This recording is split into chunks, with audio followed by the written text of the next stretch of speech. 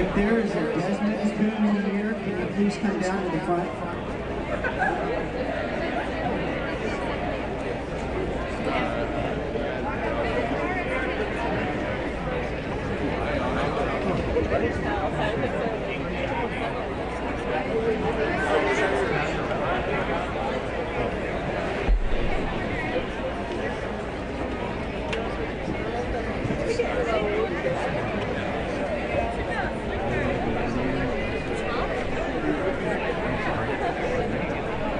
Desmond Coon, are you here?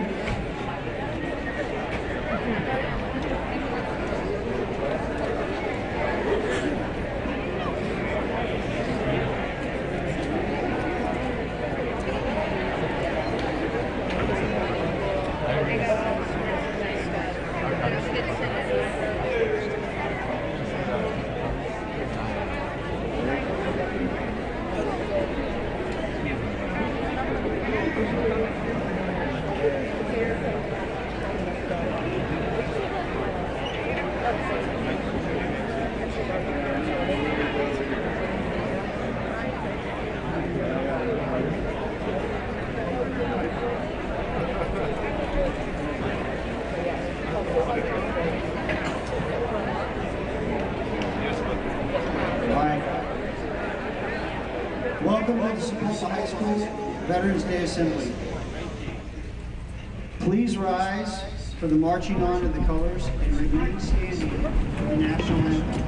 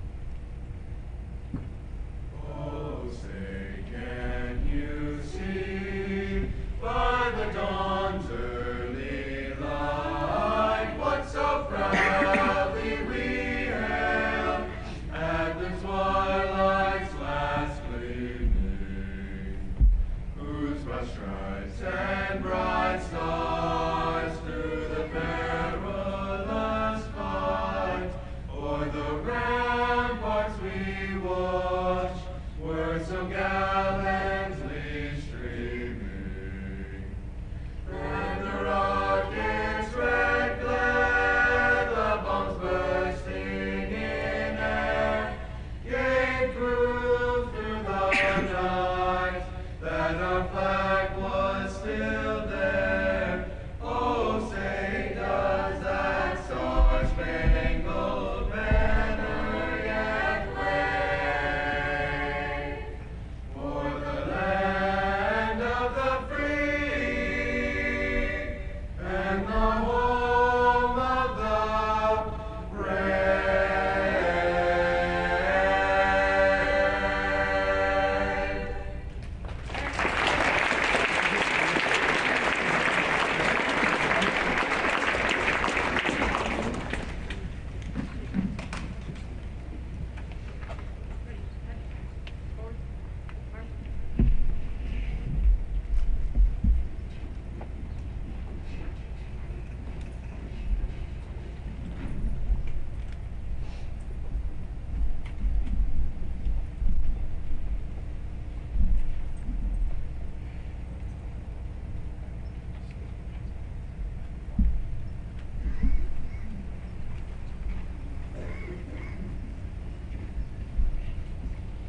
Ladies and gentlemen, please take your seats.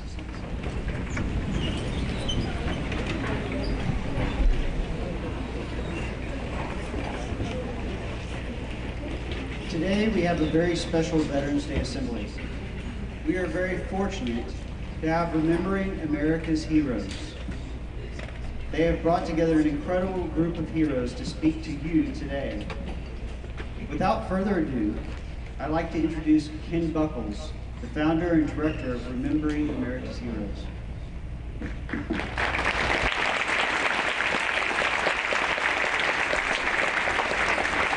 Thank you.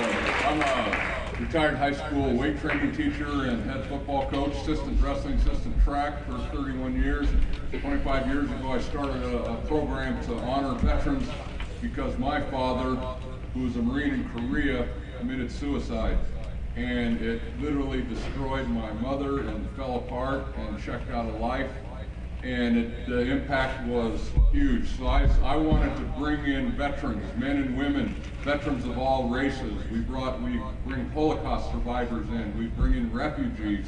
We even had Filipino comfort women that would come and talk to teach people that, you know, a lot of us like me, I never served, and I got to pursue my dreams of playing college football and becoming a high school coach and teacher.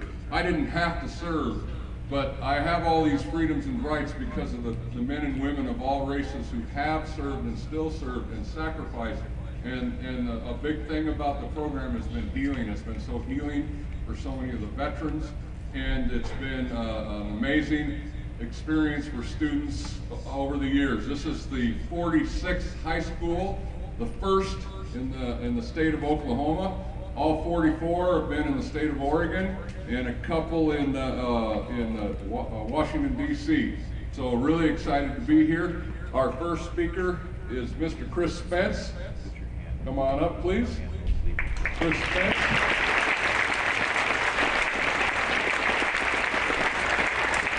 Army Special Forces, Iraq and Afghanistan, and his story was featured in the movie 12 Strong and the book Horse Soldiers, and I'll turn it over to him. Good morning, and thank you for having all of us out here today. It's a great honor to be invited to speak with you all this morning. I'm going to give you a quick overview of what we did in Afghanistan. I was one of the first 50 Americans that went into Afghanistan as America's response to the Twin Towers being taken down in New York City. Real quick, we all deployed out of K2, which was in Uzbekistan. They had a nice helicopter flight all the way down to the little start point right below Mazar-e-Sharif. That's where we inserted via helicopter. Then we picked up our horses, and then we began a horse ride from that start point all the way into Mazar-e-Sharif. This is General Dostum. This is the gentleman that we linked up with. He was the warlord who was working with us to help rid the Taliban from the north. He was the leader of the Northern Alliance. You may have heard about him in the news. We did live in the cave. For any of you who have seen the movie 12 Strong, in the movie the cave was much more luxurious. But this is the actual cave that we did have a chance to live in. This is the first picture that came out of Afghanistan that really showed American forces on the ground. I actually took this picture because I brought a camera with me when we deployed, because I understood the historical significance of what we were doing, and I wanted to capture that. That's why there were so few pictures out of Afghanistan to begin the war, because not a lot of people brought cameras with them. So I happened to bring a camera, and I happened to snap this picture, because I said no one's going to believe here we are in the 21st century riding horseback into combat. And this picture was used by then Secretary of Defense Donald Rumsfeld to show the world, yes, indeed, we do have American Special Forces on the ground.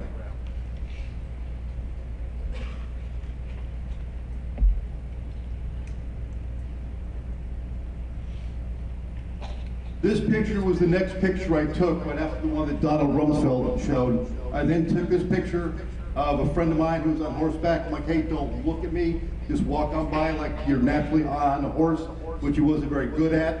I took his picture and sent that back. So we didn't hear anything about the pictures we sent back until we actually redeployed back from Afghanistan.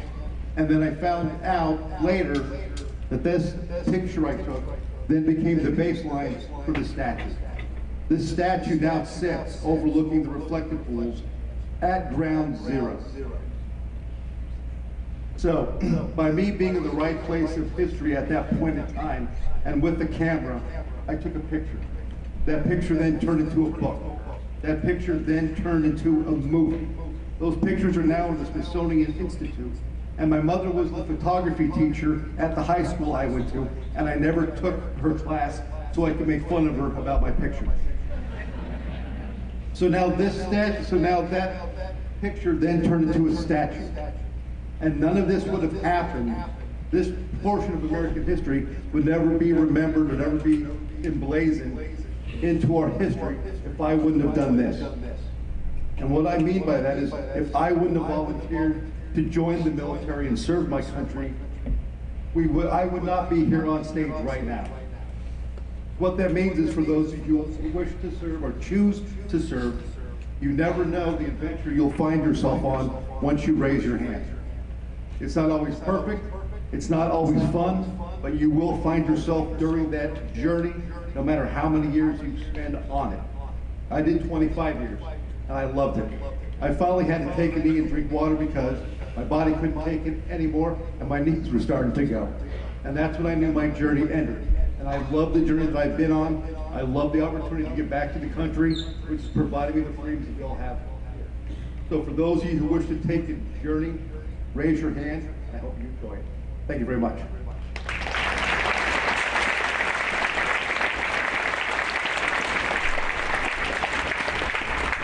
Thank you, Mr. Spence. So he added a couple one-liners this time, but left out one thing that was always a one-liner, that when you go to a foreign country, it's a different language. The horses didn't understand English, like giddy up, whoa, stuff like that. And half of the guys had 30 minutes to learn how to ride a horse because they were taking off and going through the mountains. Could I have Mike Kuhn up here, please?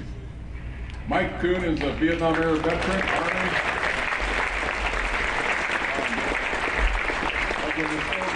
Oklahoma. He and his father, who was a World War II vet, came to Portland for years and spoke to students, and he's been bugging me for years to get down here, and we're here, and I'm very grateful. Mike Kuhn. Thank you. Earlier in the first assembly that we had your, probably some of your little sisters and little brothers in here. And I know that you don't want to be outdone by your younger siblings. So I asked the crowd to honor these distinguished veterans that came here to Oklahoma, that you outdo your younger siblings and be a good yell and stand up for these veterans and show your appreciation. Let me hear you.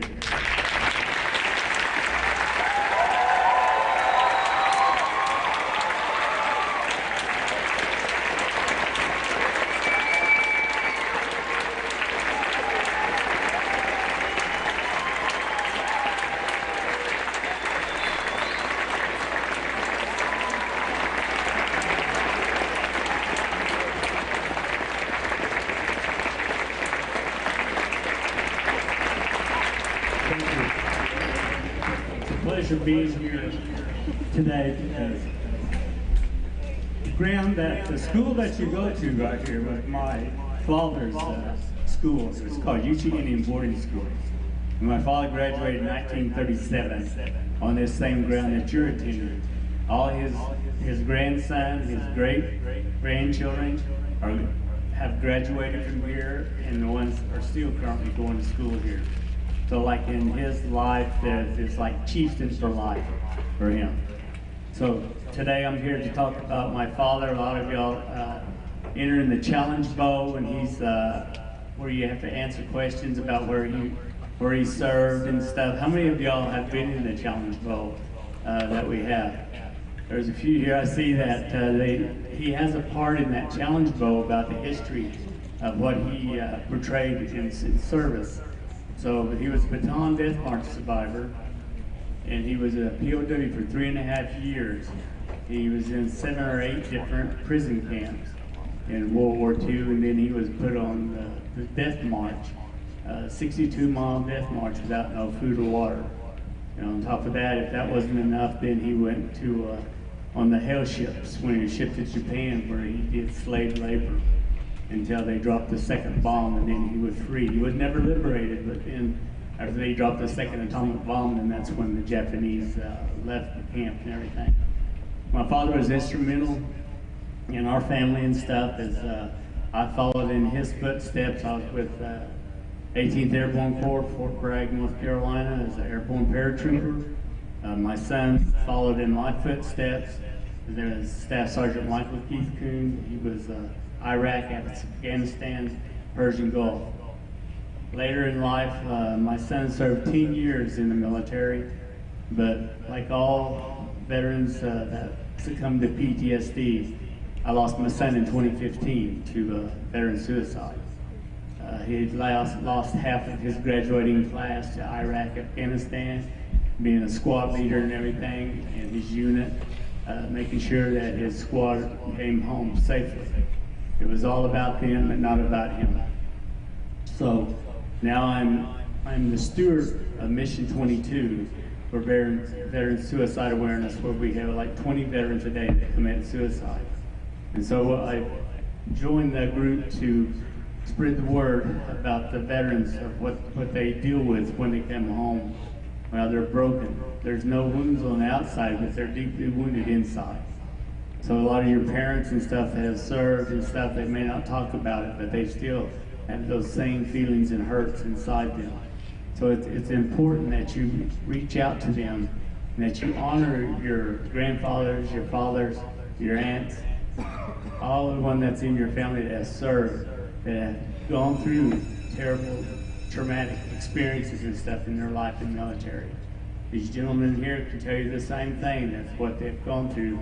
They have not reached out, but now coming here to talk to you children and stuff has really brought it out. It's a healing process for us veterans to come here and be before you to tell you that what we went through and everything. My son, he was a good soldier and everything. He was just like you in high school and stuff when he decided to join. One time we were sitting at the table and he seen his grandfather's medal combat infantry badge, and he goes, "Grandpa," he goes, "I want to have one of those badges, just like you got on your chest." When he came back and he'd been to Iraq, Afghanistan, he has two. He has 2 combat infantry badges.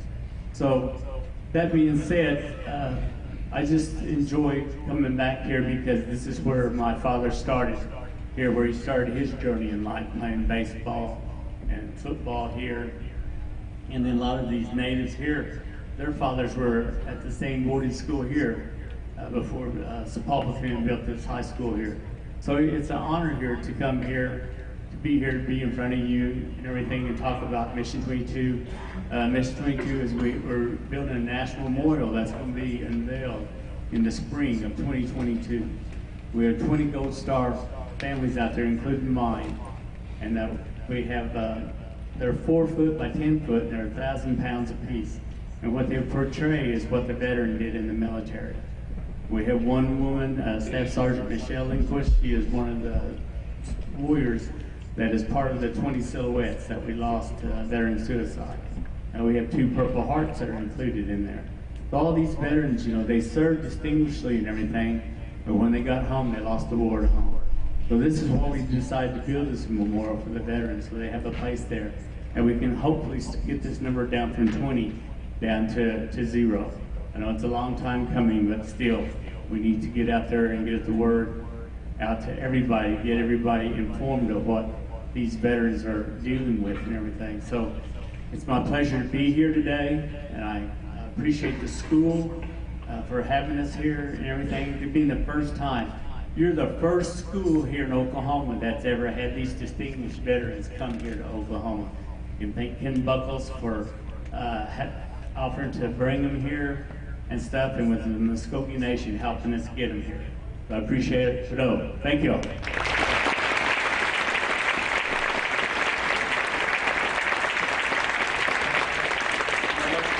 like to add on that is that I wish I would have wrote the numbers down, but I remember reading it was shocking the number of Americans who commit suicide every year. The number that committed suicide during the COVID, and the percentages of all the ages, the teenage years, the 20-somethings, everything, and that the percentage of Americans, millions of Americans, think about killing themselves every day. Tragic and shocking but I guarantee you, most of us in here have had those thoughts. I have too in my downtime. But God's sakes, please get help. Talk to somebody, reach out to somebody, your best friend, a teacher you like, or somebody. Please get help. The next speaker here is Jim Belcher, Air Force vet, and I'll let him tell his story because it's pretty cool too.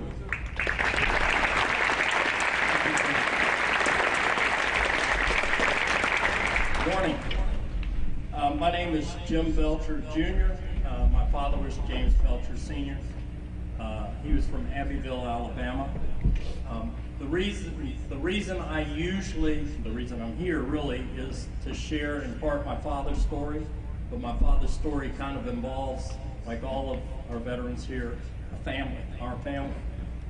My father went in the Navy at the age of 18.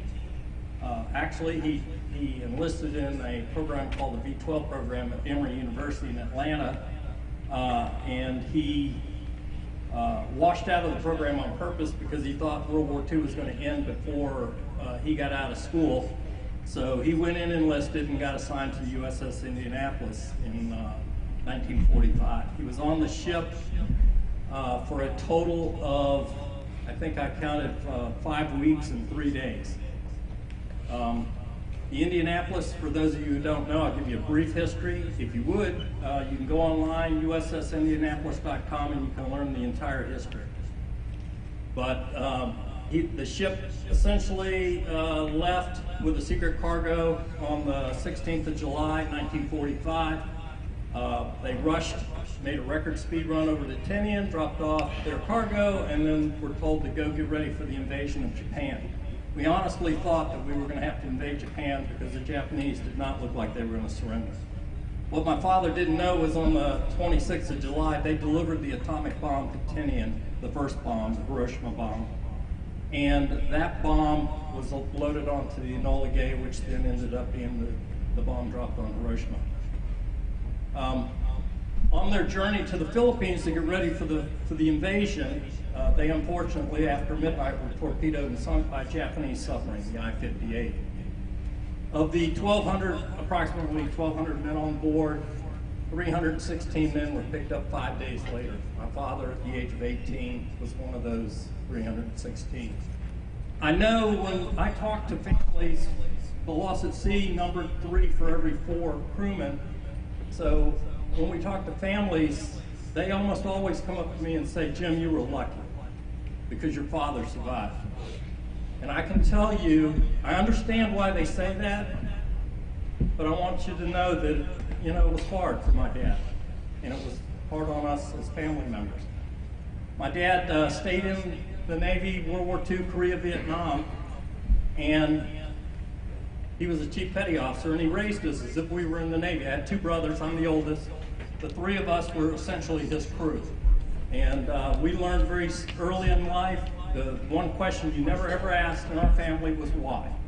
That was a word we were not allowed to utter to my father, why. He said do something, you did it.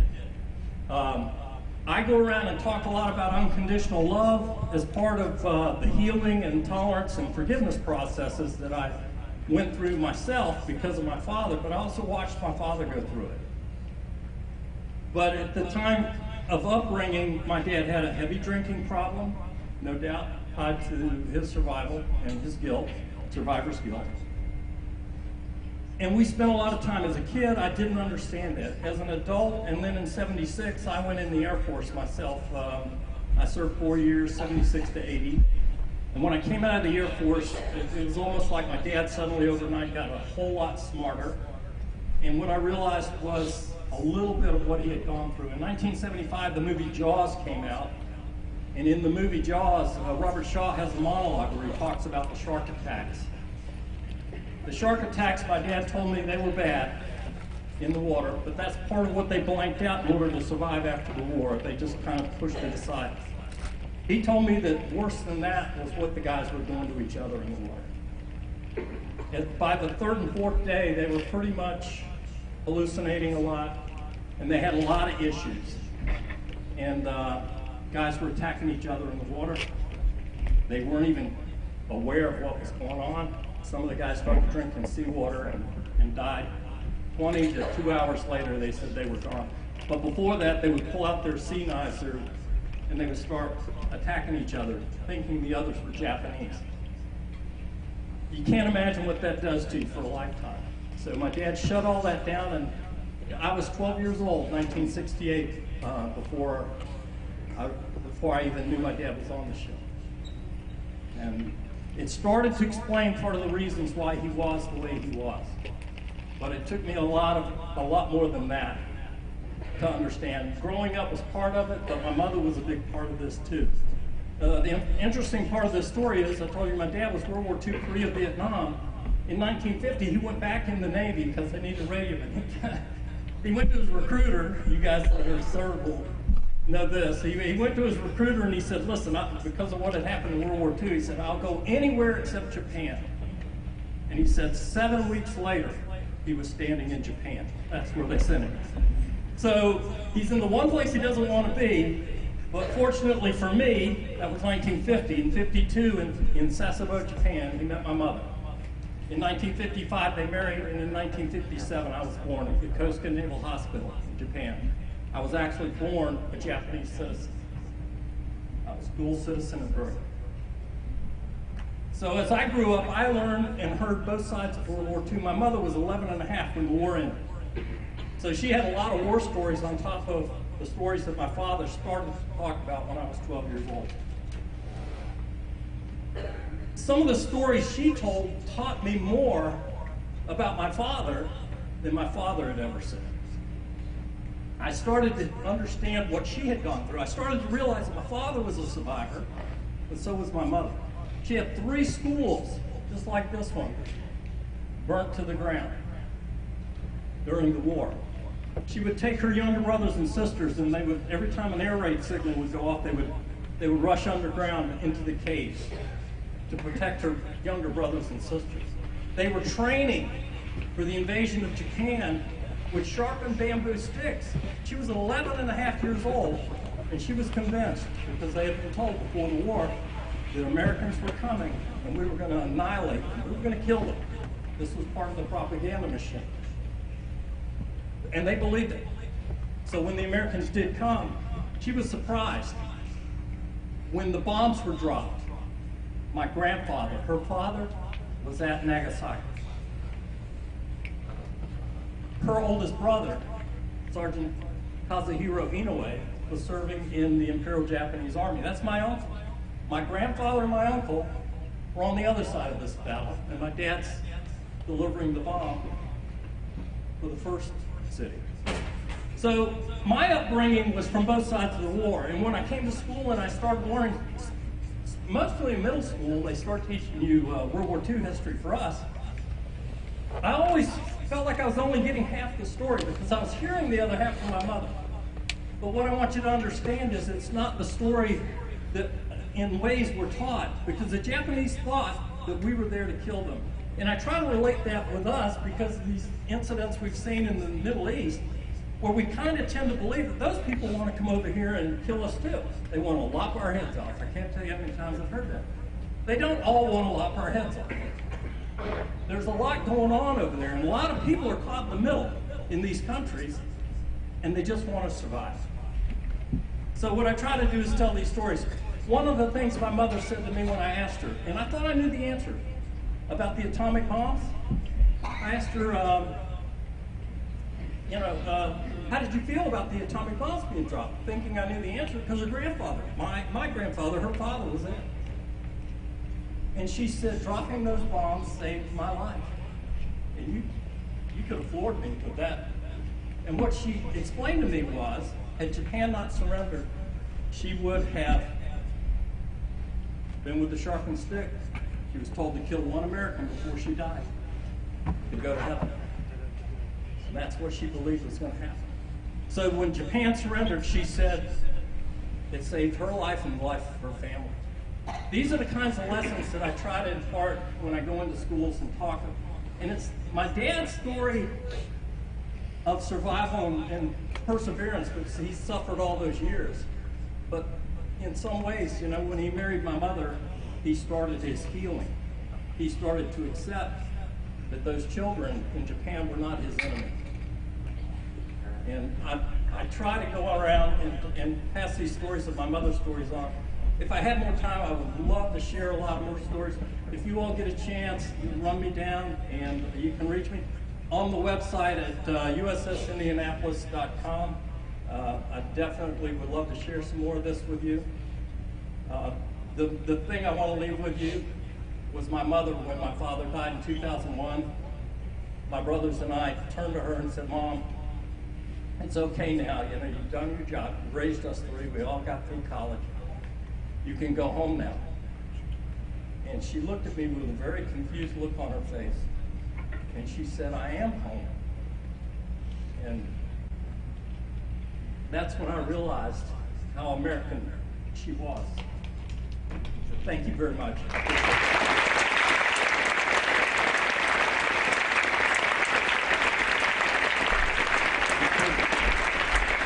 I wanted to say something at the beginning. I'll do it right now as Percy's coming on up. This is the first year in 25 years that we have not had a Tuskegee Airman pilot who flew combat, the black fighter pilots who flew during World War II. But you can help us out. On the 15th, Alexander Jefferson, Tuskegee Airman, on Facebook turns 100 years old. There's only 3 of them left. He was shot down and was a prisoner of war. Go on his page and say, "Happy 100th birthday, Alexander Jefferson, Tuskegee Airman." Percy Paestawa, daughter Lori, the first Native American woman killed in American military history in combat.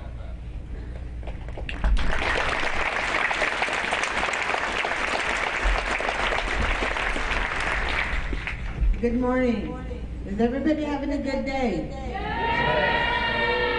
All right. Thank you for letting us be here to speak to you. I'm Percy Paestawa. I'm Mexican. I was married to a Hopi man for 56 years, and we had 4 children. I am next to the oldest of 17 kids. Anyway, that's a whole nother story. Anyway, we grew up, and with that many of us, there's a lot of things that come into life. My dad and his brother were in World War II. My uncle was killed in Okinawa. My father had to come home as the oldest child to his mother, who I'm sure was not very happy about losing her youngest son. And when we were little kids, I wondered why my dad was such a mean, you know what? And I never understood until I got older and married my husband, because he went to the Vietnam War. And you start learning a lot about what these veterans have to go through. Anyway, my mom died when I was 5. My dad married a Native American woman. We moved to the reservation in Tuba City in 1955. I was 8 years old. We went through a lot. My dad and my stepmother liked to exercise, if you understand what I mean. And it wasn't good. It wasn't good.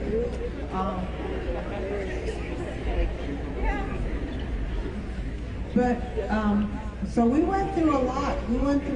So I didn't realize my dad had PTSD at the time, but I remember horrific things that happened to us. I told you I was 8 years old. My youngest, I had a baby brother, and apparently they were having a quarrel. I don't know about what, because as kids you don't pay attention. But I remember my dad would line us up. He would preach to us after all his exercise, and he was talking to my mother, my stepmother, and he said, "Go ahead, leave me." And he had a rifle, and he had it pointed to my brother's head. he says, and I'll shoot this young man. As 8-year-old, 9-year-olds, it's traumatic, it's crazy, but you don't realize what's going on. You don't realize their mindsets. And as we grew older, they continued to exercise and they continued to live through their lives and work and do whatever. Anyway, they would bring their friends over and they would all exercise, and a lot of their friends, my sister and I were the only two that were brought to the reservation. And they had their friends who thought they could have their way with us, me and my sister. So we were molested, we were starved, we were abused. And it was sad because when my dad sobered up and I tell him what had happened, he would talk to his wife and they decided that it was our fault. How can it be our fault? I don't know if any of you have ever had to deal with that, with your parents over-exercising and getting abusive. But if you have, and it stays with you, it stays with you. If you need help, get help. Talk to somebody about it. Because the more you get it out, the easier it's going to be for you to deal with life. One weekend, because they were doing that, we lived on the outskirts of the city. Just around our house there was a dike. On the other side of the dike was a graveyard. So we learned that whenever they started drinking, we would take our little siblings, our younger brothers and sisters, and we would go to the gravesite, to the graveyard, and we would spend our weekends there. When they would make a run to go get more alcohol, either my sister or I, we would run home, steal food from our own house to go feed our siblings. And I know a lot of times as youngsters we think our life is tough. We had a ball. Anyway, I married this man who was my savior. I loved him. He took care of me. We had our 4 children. In 2001, Lori decided she was going to go in the military, and she asked us to watch her children. So we did.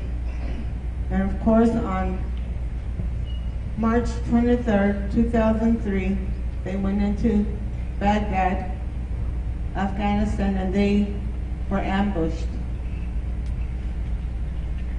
12 other soldiers died that day. 6 others were captured. Lori and Jessica Lynch were taken to the hospital because of their injuries. They were held as prisoners of war, and a few days later, Lori died. It was, I heard the news on TV. I was at my sister's in Flagstaff, and they said that their unit had been ambushed. It was, I mean, your heart stops, and you wonder what are they, if they're captured, what do they do to them? Do they beat them? Do they interrogate them? You never know. You think the worst. And then a few days later, the soldiers came back and said, Lori's not missing in action. He was killed in action. And it's really hard to fathom that you've lost a child. You never expect, as a parent, to go before your kids. But I learned the hard way that it happens. But we have to move on. Any obstacles we have, any problems we deal with, we have to learn to talk to somebody about our problems. When you're little kids, you're not afraid to ask for help. When you're in middle school, you're still not afraid to ask for help. You get your age, my age, and we think it's not a good thing to ask for help, but we all need help at one time or another. My son was interviewed, and he gave this speech, and I want to read to you what he said, because I don't know if all of you have both your parents or not, but if you have your parents, be thankful. Be thankful. And this is what my grandson said.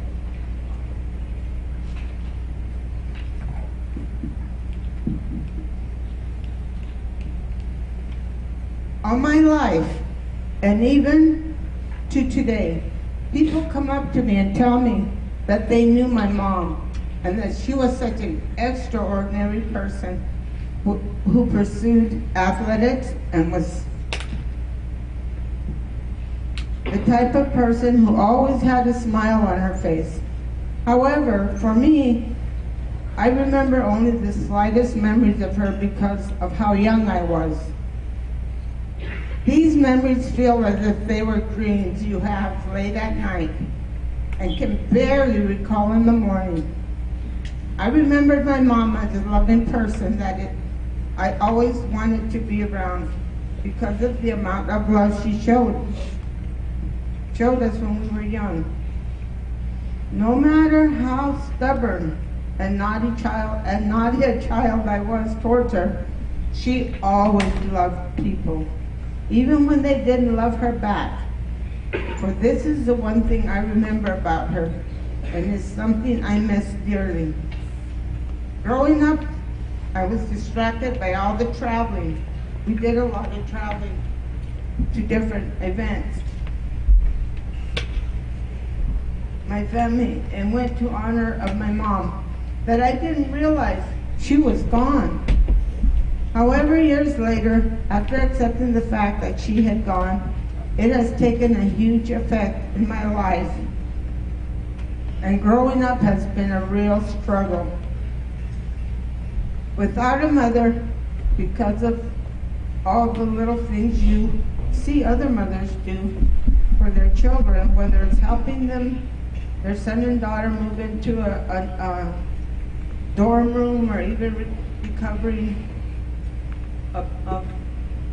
receiving a simple phone call saying, "I love you, son, daughter.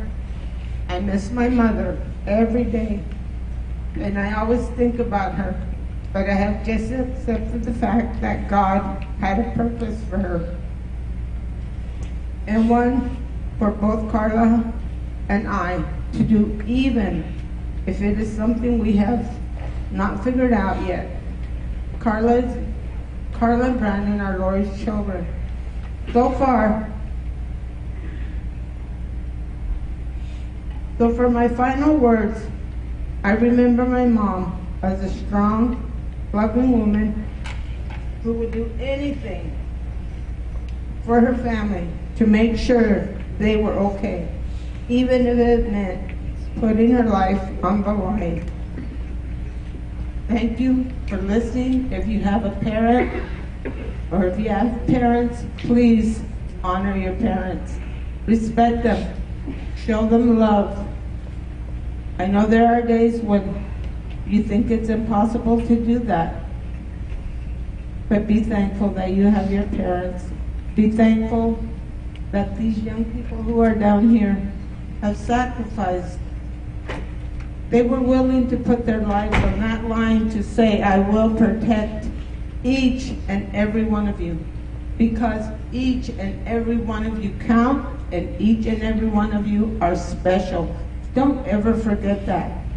And always remember that freedom is not free. Somebody has to pay the price. Thank you.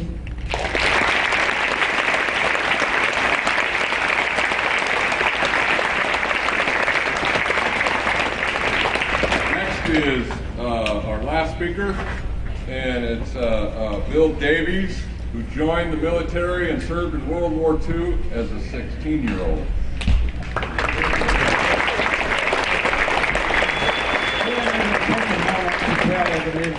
This is my second visit to this state. At age 16, I was on a train from Memphis, Tennessee, where I was going through training, to Purcell, Oklahoma, to learn how to shoot a 50 caliber machine gun. When you were in that state I came from, if you were in uniform, any age, you'd go in the bar or buy a bottle of whiskey. I did not drink, but I had some fellow men with me, young men, who had a bottle of whiskey. Naively, they said as we got to the terminal in Oklahoma City, would you cover it up under your pea coat, and so they won't know that's a dry state. Well, sure enough, it slipped as we're walking through the station. Embarrassed me terribly. I thought somebody's going to arrest me for bringing in booze. A gentleman walked up to me. He was a janitor. He said, "Don't worry, sir. I'll take it, clean it up, blah, blah, blah." So I went on to my base. Incident closed. I wasn't put to jail or anything like that. So that's how I started my life in Oklahoma. I'm not going to talk to myself about myself. I should say I do talk to myself. I'm almost 94 years old. But somebody sent me something a short time ago, and I was going to use it with my Optimist Club next week when I'm the speaker on Veterans Day. And I want to share it to you today. This turn, it's titled, and by the way, the author is unknown, so I can tell it. You can't tell a vet by looking. You can't tell a vet just by looking. He's the cop on the beat who spent 6 months in Saudi Arabia, sweating 2 gallons a day, making sure the armored personnel carrier didn't run out of gas. He's the barroom loudmouth whose behavior is outweighed in the cosmetic scales for 4 hours by unparalleled bravery near the 38th peril in Korea. She is a nurse who fought against futility in Da Nang and went to sleep sobbing every night for 2 solid years. He's a POW who left as one person and came back another. He's the drill instructor who's never been in combat, but has saved counts of lives by turning no accounts into Marines. He's the parade riding legionnaire who pins on his ribbons and medals with a false hand. He is the white-haired guy bagging groceries in the supermarket, rather slow, who helped liberate a Nazi death camp. A vet is an extraordinary human being, someone who has offered his life's vital years in the service of his country. He is a soldier, a sailor, Marine, or airman, a savior and a sword against the darkness and nothing more than the finest. Greatest testimony on behalf of the finest, greatest nation ever known. We will never be able to repay the debt of gratitude. Thank you.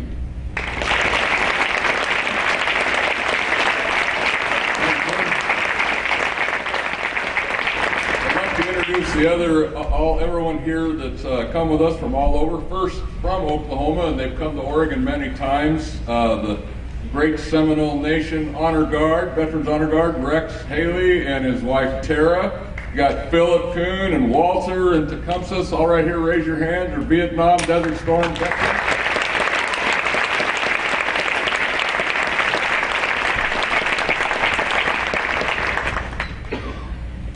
I'll start over here at the left. Jim Belcher, who you met from Virginia, and his wife Sandy. I'm sorry, you're being respectful. Hold your applause till the end so we can, the Lieutenant Colonel has me on a tight schedule here and I don't want to get in trouble with him.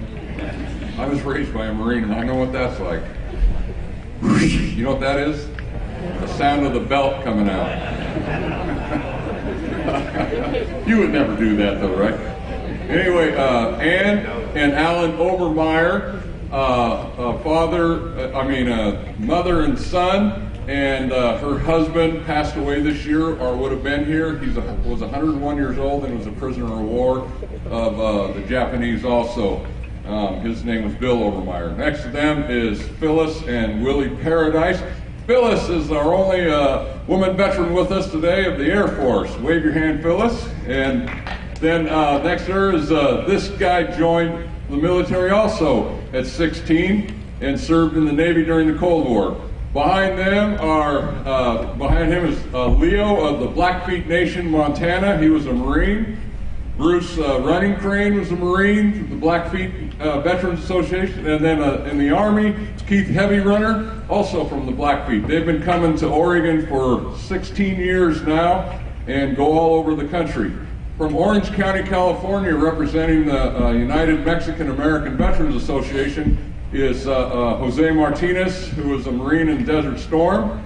And representing her father is Yvonne Lujan. Her father was Sal. He would have been here, but he passed away earlier this year. And he was a Korean War veteran who finally opened up in the last years of his life. So I got the Seminole here. I got Joe Mendoza and his wife Karen. And he's with the Mexican American Veterans Association also, although they just moved to Texas. He's a Vietnam veteran. You got Michael Kuhn, who you heard was a speaker, and the great Seminole again.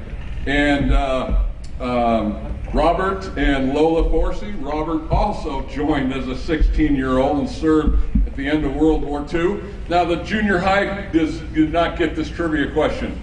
He drove a tank in a small German town in real narrow roads that were cobblestone. Who built the cobblestone roads? Were you here last assembly? Were you here the last assembly? Oh my God. Huh? You were, okay, I got to recognize the father. You were paying attention. The Romans, 2,000 years before.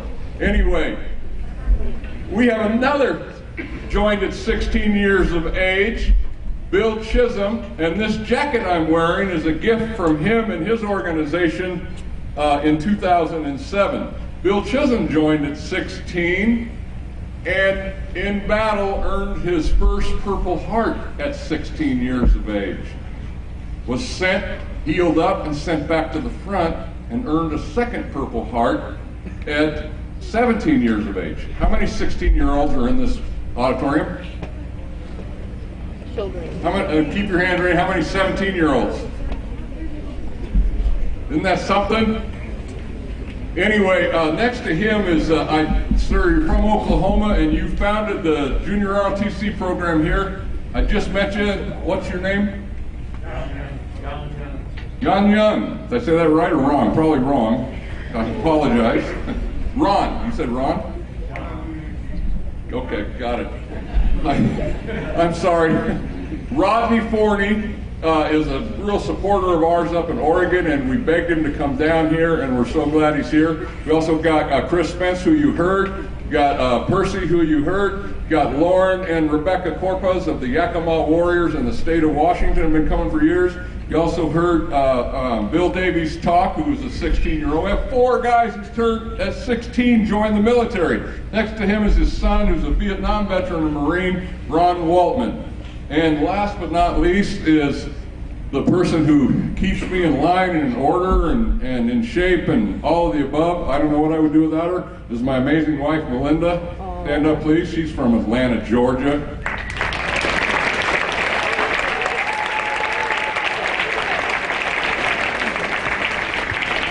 The last thing I would like to do is call Lieutenant Colonel Shannon up here, please.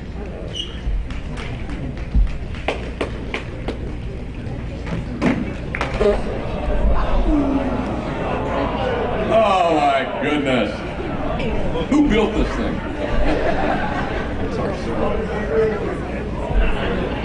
The Romans built it.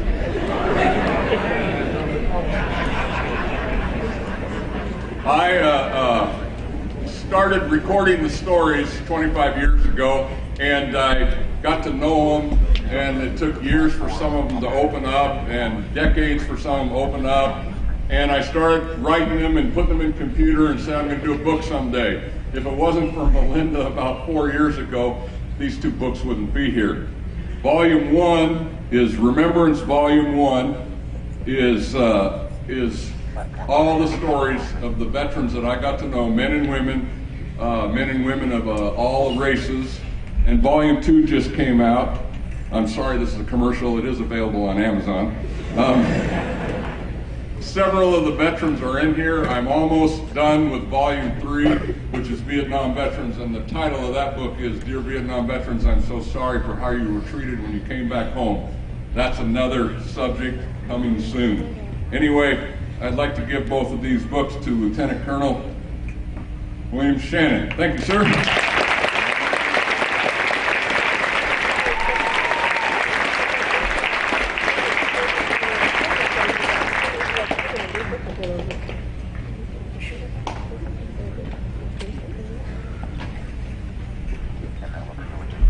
Mr. Buckles, thank you. Veterans and guests, thank you for being here and honoring us with your presence.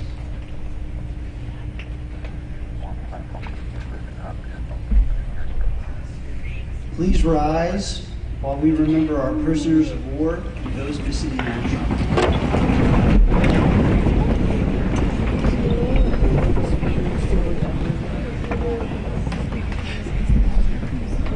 Ladies and gentlemen, please direct your attention to the center of our gathering. You may have noticed the table set before you. It is filled with symbolism. I will explain. This table is set of our prisoners of war and those missing in action from all wars. They are not with us today. Their chairs are empty, but saved for their return. Let us remember the men and women and prisoners of war from all branches of service that are too often forgotten. Let us remember them. The tablecloth is white, symbolizing the purity of their intentions to respond to their country's call to arms, so that their children could remain free. Remember. The lone candle symbolizes the frailty of a prisoner alone, trying to stand up against his oppressors. Remember. The black ribbon on the candle reminds us of those who will not be coming home. Remember. There is salt on the plate, symbolic of the family's tears as they wait and remember. The glass is inverted. They cannot toast with us tonight. Maybe tomorrow, if we remember. The red, white, and blue ribbon is tied to the flower vase by a yellow ribbon that was worn by thousands who awaited their return. Remember. As we look upon this empty table, do not remember ghosts from the past. Remember our comrades. Remember those whom we depended on in battle. They depend on us to bring them home. Remember our friends. They are the ones we love, who love life and freedom as we do. They will remember what we do. Please honor and remember them.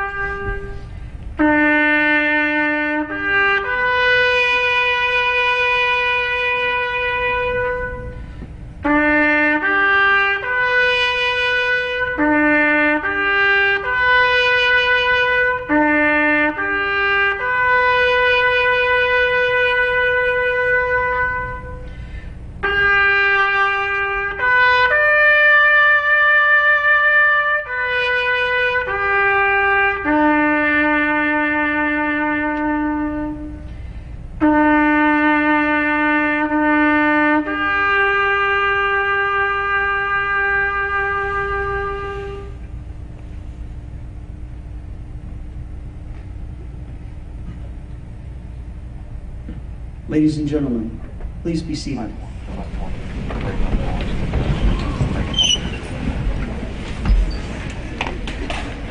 Ladies and gentlemen, we will now play the service hymns. As you hear the hymn of service from your branch or the branch of any member of your family that is served, please stand to be recognized.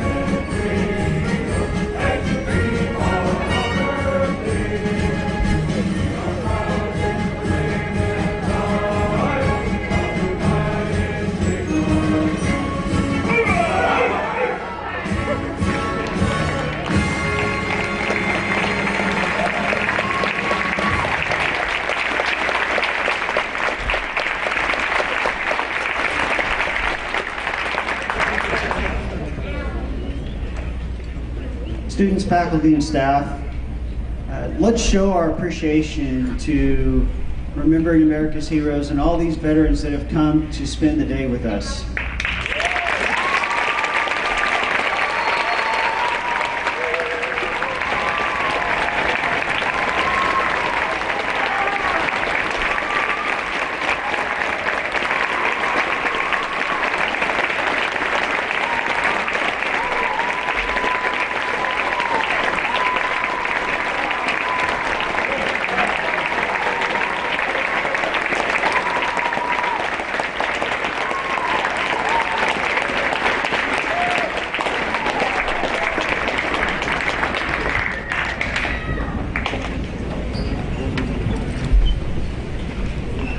Ladies and gentlemen, this concludes our ceremony today.